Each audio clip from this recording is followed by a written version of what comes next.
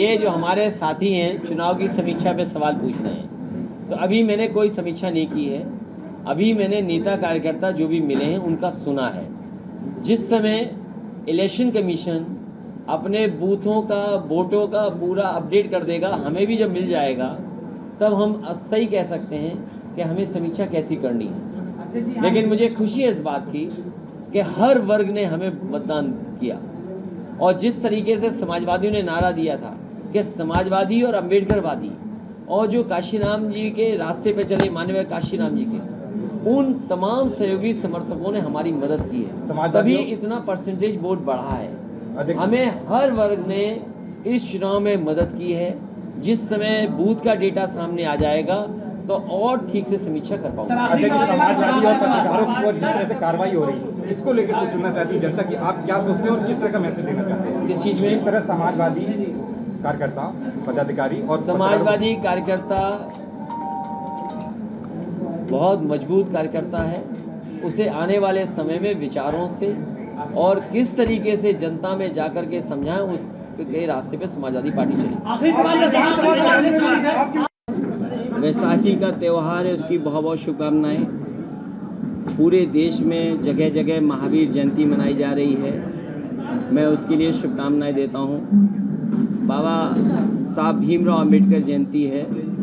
न केवल आज हम लोग इकट्ठे यहाँ मैनपुरी में हुए हैं, बल्कि देश में जगह जगह बाबा साहब भीमराव अंबेडकर जी की जयंती मनाई जा रही है, उनको याद किया जा रहा है।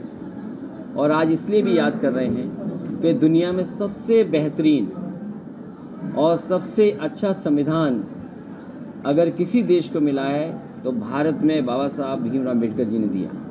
जहाँ भारत रत्न, और देश में उन्होंने जिस तरीके से समाज को समझा, जहाँ वो अर्थशास्त्री थे, वहीं समाज की जो बुराइयां हैं उनको भी वो समझते थे। दुनिया में कहीं जाति को लेकर के इतना भेदभाव नहीं होगा, आदमी आदमी से नफरत करता हो जात के आधार पर, ऐसा कहीं दुनिया में नहीं देखा होगा। जो भाईचारा होना चाहिए, जो एक दूसरे के प्रति लगाव होना चाहिए, जो एक जाति दूसरे जाति का सम्मान करे, और जिस रास्ते पर समाज चले उस रास्ते को दिखाने का काम बाबा साहब भीमराव अम्बेडकर जी ने किया। इसलिए मैं बाबा साहब को याद करते हैं, उनको बहुत याद करते हैं। अपने सभी साथियों ने जो आज प्रस्तावना पढ़ी है और संकल्प लिया है कि आने वाले समय में इस संविधान को बचाने के लिए हमें जो भी जनता के बीच में जन जागरण करना पड़ेगा, जन संदेश लेकर के जनता के बीच में जाना पड़ेगा, और संविधान को बचाने के लिए संविधान की जो मूल भावना है, जो हमारी प्रस्तावना में है कि भारत हमारा लोकतांत्रिक देश हो, भारत हमारा सेकुलर हो, भारत हमारा समाजवादी रास्ते पे जाए, पंथ निरपेक्ष हो, उस रास्ते पे चलने का काम हम लोग करेंगे। यही संकल्प आज लिया। नेताजी आए थे, नेताजी का ये बहुत पुराना क्षेत्र है। नेताजी ने यहाँ जनता के बीच में और तमाम हमारे बुजुर्ग नेता जिनसे मिलने का मौका मिला, उन्हें सम्मान भी किया है। वो सब लोग आज शामिल थे। नेताजी का हम सबको आशीर्वाद मिला और तय करेंगे हम लोग बाकायदा। अभी चुनाव ख़त्म हुआ है, अभी आप अपनी तरीके से समीक्षा कर रहे हैं, लेकिन बहुत जल्दी आप देखेंगे कि समाजवादी पार्टी अपना संगठन कर करके ठीक और जनता के बीच में लगातार रहेगी। आज की बात करें तो भारतीय जनता पार्टी के हवाले से खबर आ रही है, सूत्रों से खबर आ रही है कि समाजवादी पार्टी में फिर से सेट लगाने की तैयारी शुरू हो गई है। भारतीय जनता पार्टी को ये बताना चाहिए, सरकार बनते ही अयोध्या, वहाँ पर 5 साल की बेटी के साथ जो घटना घटी है, और उसके ताऊ को, परिवार के लोगों को इतना सदमा लगा कि उनके परिवार के सदस्य की जान चली गई। क्या उस ब्राह्मण परिवार की बेटी का इलाज से लेकर के उस परिवार की मदद करेगी सरकार? कानपुर में जिस तरीके से बैंकों में लूट हो रही है, और बैंकों में रखी हुई तिजोरी वो जो है, और ये पहली बार नहीं हुआ है। पिछली बार जब भारतीय जनता पार्टी की सरकार बनी थी, उस समय गाजियाबाद में बैंक ऑफ बड़ौदा में जो लॉकर्स थे वो लूट लिए गए। एक तरफ तो सरकार महंगाई से जनता को लूट रही है, दूसरी तरफ ब्याज कम करके जो हमारे पैसे रखे थे उसकी लूट हो रही है, और अब लॉकर में लूट हो रही है। तो भारतीय जनता पार्टी ये बताए कि अर्थव्यवस्था को कब सुधारेंगे और लूट कब बंद होगी। कोई सोच सकता है कि नींबू के लिए डकैती हो रही हो? नींबू के लिए डकैती? बुंदेलखंड में 5-5 उसकी लूट हो गई। यही छिबरामऊ, यही कन्नौज में एक फौजी के घर में लूट हो गई। मैनपुरी में भी लूट हुई होगी। आपके बगल के जिले में बताइए, फिरोजाबाद में सराफे व्यापारी को गोली लगी कि नहीं लगी? अभी सुनने में आया कि एक पुलिस का अधिकारी, जेलर, किसी से मिलने के लिए उनके परिवार के साथ क्या व्यवहार कर रहा था जेलर। यही एटा, एक दरोगा ने एक महिला थी, उसके पति को डरा करके धमका कर उस महिला से संबंध बना लिए। वो दरोगा जेल में है, आईपीएस अभी भी फरार है। अरे पत्रकार साथियों, आपके साथी भी जेल में हैं। अब ये अलग बात है कि आप में से बहुत सारे लोग हैं जो मन से और अपने दिमाग से सच लिखना चाहते हैं, लेकिन पता नहीं कौन सी ताकत झकझोर देती है आपको बलिया याद आ जाता है। बताओ, बलिया में पत्रकार जेल में है कि नहीं है? और कौन जेल में है? समाजवादी अभी भी कह रहे हैं कि आप चलिए मेरे साथ, आप भी चलिए ना, आप क्यों दूसरों की चिंता करते हैं? नहीं, मैं तो पत्रकार साथी से कहता हूँ कि आप भी चलिए और आपको जाना चाहिए। मैं तो मैनपुरी के सभी पत्रकारों साथियों से कहूँगा कि आप लोगों को एकदम बलिया चलना चाहिए, और जब आप लोग पहुंच जाओगे मुझे बता देना, मैं भी आ जाऊंगा।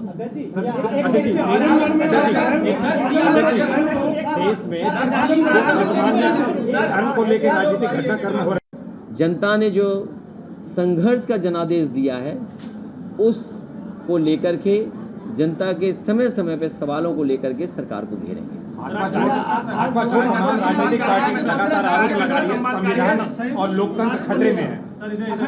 तमाम पार्टियां आरोप लगा रही है। 15 साल में देखिए, मुझे जानकारी नहीं है किसने क्या कहा है। तमाम राजनीतिक पार्टी आरोप लगा रही है लोकतंत्र और संविधान खतरे में है। इसको लेके आप, इसीलिए मैंने कहा समाजवादियों को जनता ने संघर्ष का जनादेश दिया है। लोकतंत्र के मूल्यों को बचाने के लिए, संविधान को बचाने के लिए जो भी रास्ता अपनाना पड़ेगा, समाजवादी लोग संघर्ष का रास्ता अपनाएंगे। आपने चुनाव की समीक्षा की होगी, अध्यक्ष जी, चुनाव की समीक्षा की होगी। आप उसकी सरकार जो है, मैंने पहले भी कहा था कि जैसे ही चुनाव खत्म होगा महंगाई बढ़ेगी। 80 पैसे 40 पैसे बढ़ा करके डीजल पेट्रोल कहाँ पहुँच गया, खाद डीएपी कहाँ पहुँच गई, और घर मकान बनाना बहुत महंगा हो गया, स्टील कहाँ पहुँच गई, जितना भी सामान है घर बनाने का वो कितना महंगा हो गया, नौकरी रोजगार नहीं, कोई उद्योग कारखाने नहीं लगे। और अब तो उत्तर प्रदेश में ये हालत पैदा हो गई है कि लोग नींबू चोरी करने के लिए निकल पड़े हैं। ये कैसा प्रदेश है? कम से कम सरकार को ये कदम उठाने चाहिए कि लोगों की नींबू चोरी ना हो, कम से कम महंगाई कम हो। आज की मीटिंग केवल कार्यकर्ताओं को धन्यवाद था, और जिस तरीके से बाबा साहब को याद किया उसका कार्यक्रम।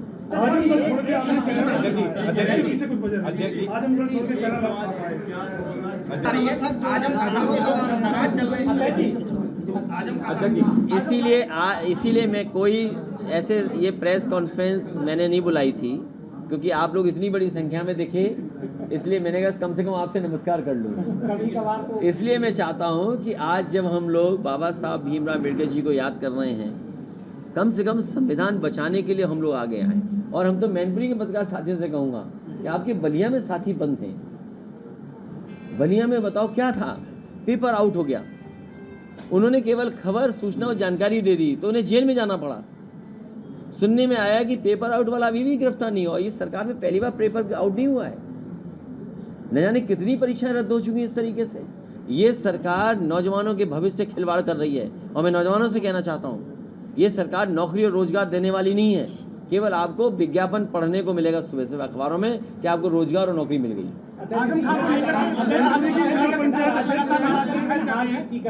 दूसरी चीज, देश में जो अभी राजनीतिक धर्मों को लेके, उसको लेके कुछ कहना चाहेंगे? देखिए, मैंने तो अपील की थी कि जो बाबा संत लोग जमीन कब्जा कर रहे हैं, जो बाबा संत लोगों का जो व्यवहार है वो ठीक नहीं है। लखनऊ में एक संत है जिन्होंने सोडोमी की, उन्हें जेल जाना पड़ा। सीतापुर के उन्हें जेल जाना पड़ा। तो इस तरह बहुत सारे ऐसे हैं जिन पर सरकार को नज़र रखनी चाहिए और उनके खिलाफ कड़ी कार्रवाई करनी चाहिए। सोचिए, रामनवमी के दिन नवरात्रों में हम हिंदू भाई लोग और हम लोग सब लोग हम प्रचार नहीं करते कि हम व्रत पे हैं, हमने तो नहीं प्रचार किया, लेकिन हमने देखा कि प्रदेश के मुख्यमंत्री जी बेटियों के कन्याओं के पैर धो रहे थे, पूजा पाठ किया, और एक जो तरीका है नवरात्र में वो किया गया। और बताओ साधु संत क्या कह रहे थे बेटियों के लिए? क्या मुसलमान भाइयों की बेटी क्या बेटी नहीं है, क्या बहन नहीं है?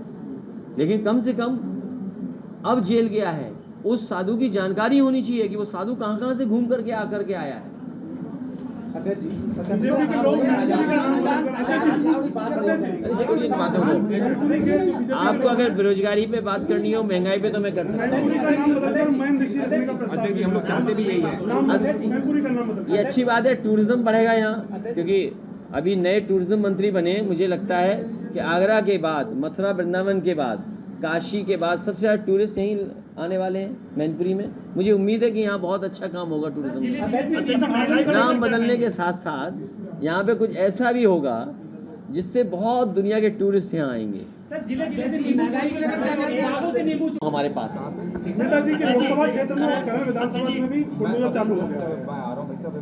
ये बुलडोजर संस्कृति से एक दिन बुलडोजर न जाने कहाँ पहुँच जाएगा। कहीं ऐसा तो नहीं सरकार की तरफ मुड़ जाए ये बुलडोजर, क्योंकि कुछ न कुछ कानून तो मानोगे। आज बीबीसी का कल मैंने कार्टून देखा, न्यायमूर्ति हटा करके बुलडोजर लग गया है। क्या बुलडोजर न्याय देगा? और आखिरकार बुलडोजर वहाँ क्यों नहीं चल रहा है जहाँ पर बलात्कार की घटना हो रही, बैंक डकैती हो रही है? ये बताएं कि बैंक से लॉकर में से चोरी हो गई, अब ये सरकार बताए बुलडोजर किस पे चलाएगी? 5 साल की बेटी अयोध्या फैजाबाद में, अयोध्या में उसके साथ घटना हो गई, बताओ बुलडोजर कहाँ चलेगा? तमाम नौजवान आत्महत्या कर चुके हैं बेरोजगारी के उसको लेकर के, बताओ कहाँ चलेगा बुलडोजर? क्या बेरोजगारी पर चलेगा? क्या चीज? ये जो बातें आज हो रही है 2 महीने पहले क्यों नहीं हुई?